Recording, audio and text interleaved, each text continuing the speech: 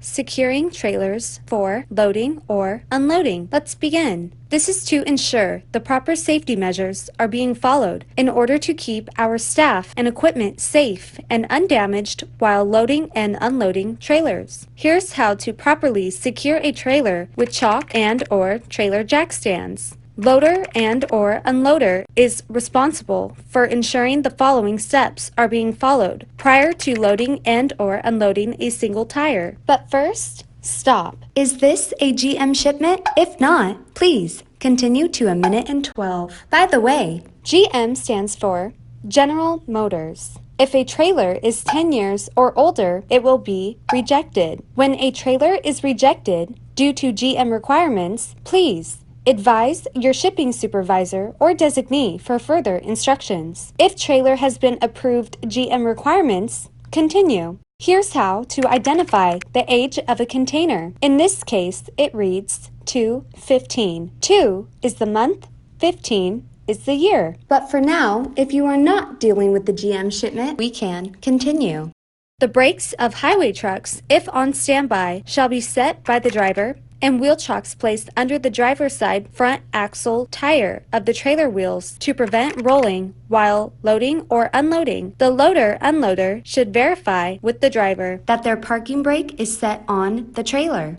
If container is dropped, a wheel chock is to be placed under the container wheel to prevent rolling while loading or unloading. The chock block should be placed under the driver's side front axle tire of the trailer with a small gap under the tire, not against the tire, so it is easy to remove. If it is wedged too tight, then it will have to be removed after driver pushes back on the trailer to relieve pressure.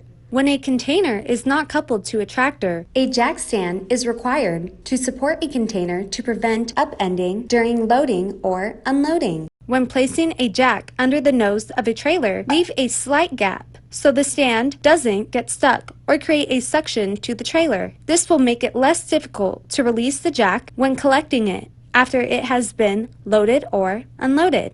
Place the jack 6 inches away from the front edge of the trailer. Care should be taken to maintain control when moving the jack stands. Hold it securely with 2 hands. If you lose control and it starts to twist your wrist, make sure you are clear and let go. We interrupt this training video with a fast fact. So why is it so important to set the brakes, wheel chocks, and jack stands?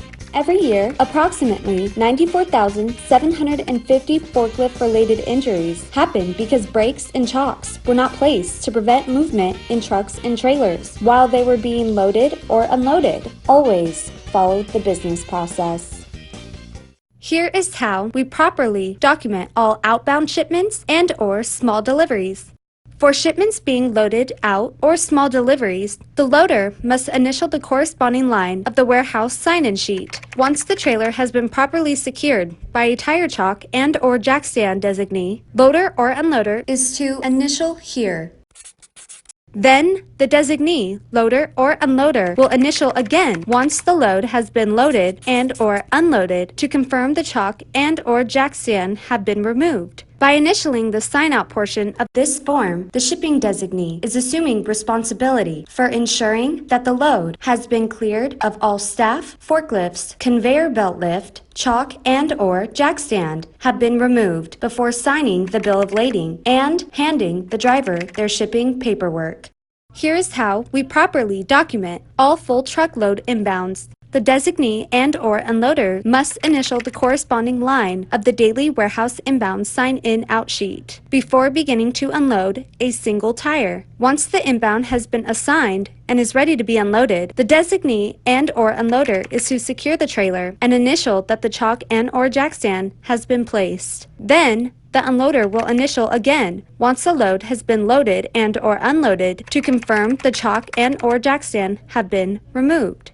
A train designee will sign out all empty containers by initialing the sign out portion. The designee is assuming responsibility for ensuring that the load has been cleared of all staff, forklifts, conveyor belt lift, chalk and/or jack stand before signing out the empty container to the driver. Both the daily warehouse sign-in sheet and daily inbound sign-in out sheets are to be turned in at the end of each day. A signed designee is to review them to confirm that they have been filled out properly before filing the forms in the daily inbound-outbound binder or file. If forms are missing data, please advise your leader and await further instructions. And you're all set. End of business process.